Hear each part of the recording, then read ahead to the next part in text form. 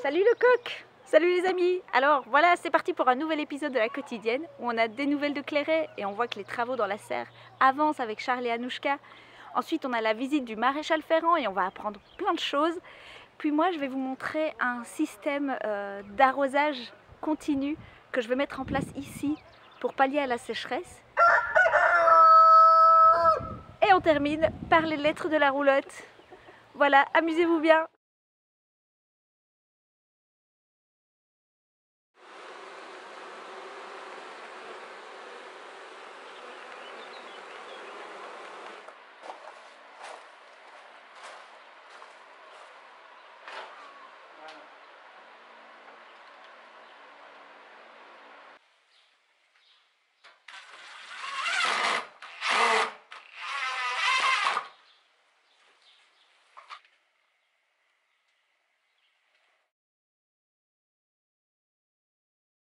Alors Anouchka, qu'est-ce qui se passe ici?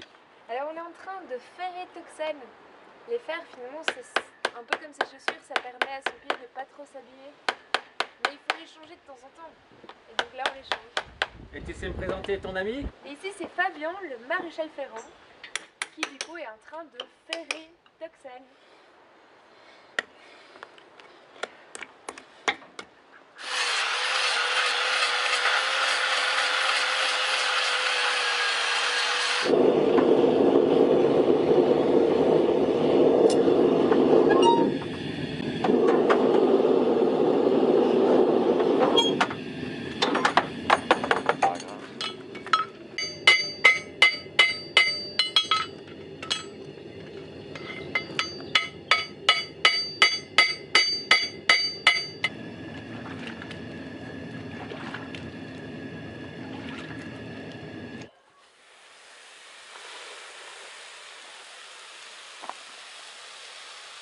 Alors Fabien, tu peux expliquer ce que c'est? Qu'est-ce que tu fais là? En fait, on marque le fer à chaud pour avoir exactement le fer au millimètre près dans la ligne blanche, aussi exactement pour voir où on met nos clous.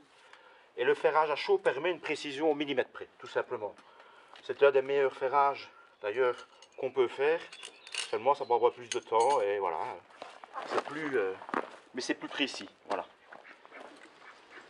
Et là, ça ne lui fait pas mal, Fabien? Non, rien du tout. Si le clou est mis au bon endroit, il sort au bon endroit.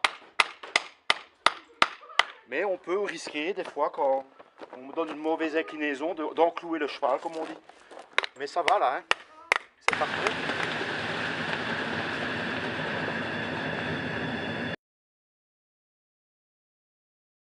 Les amis, la sécheresse est déjà là. On n'a pas eu beaucoup de pluie ce printemps. Je ne sais pas si on fait le compte, combien de fois on a eu la pluie, mais en tout cas, c'est pas beaucoup. On voit bien que la terre est très sèche. Mais pour les plantes, c'est une catastrophe. Moi, j'ai pas mal de surface potagère, mais à Clairet aussi, on a beaucoup de potagers. Et on va devoir trouver une solution pour pallier à cette sécheresse sans perdre trop de temps à l'arrosage, ni consommer trop d'eau, qui est précieuse.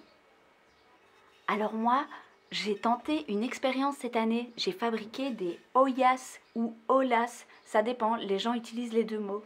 J'ai fabriqué des grandes et des petites. En fait, une Oyas, c'est un pot en terre cuite. Ce qu'il faut savoir, c'est que la terre cuite est poreuse. Et ça veut dire qu'elle laisse passer l'eau tout doucement. Et donc, si je remplis maintenant mon récipient d'eau, eh bien, tout au long de la journée, il va transpirer de l'eau dans la terre proche de mes plantes. Et donc mes plantes vont avoir un arrosage continu et léger. C'est exactement ce qu'il leur faut en fait. Plutôt que d'avoir un arrosage d'un coup et puis la sécheresse tout le reste de la journée, là, la terre sera toujours un peu humide. Pour fabriquer des Oyas, c'est pas très compliqué. Il faut des pots de différentes tailles. Donc un plus grand qu'on met dans le bas et un plus petit qu'on emboîte sur le haut. On bouche le fond pour ne pas que l'eau s'en aille. Et on bouche le joint entre les deux pots. Et puis, ben voilà, on va au jardin et on l'enterre. Je vous emmène.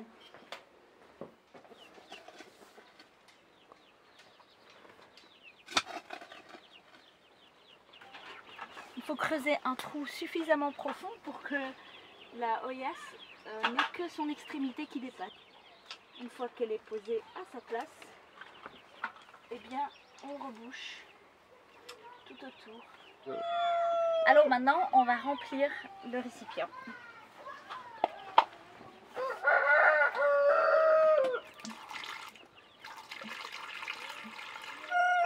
Et un truc important, c'est qu'il faut boucher le petit trou qui reste parce que sinon des insectes vont se retrouver dedans ou des crasses et alors la porosité du pot sera plus garantie.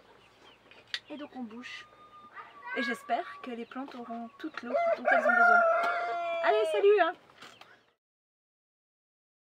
Hey les enfants, l'épisode des lettres de la roulotte cette fois-ci c'est en Estonie, donc on est ici. Et vous allez rencontrer Yeva et Aivart.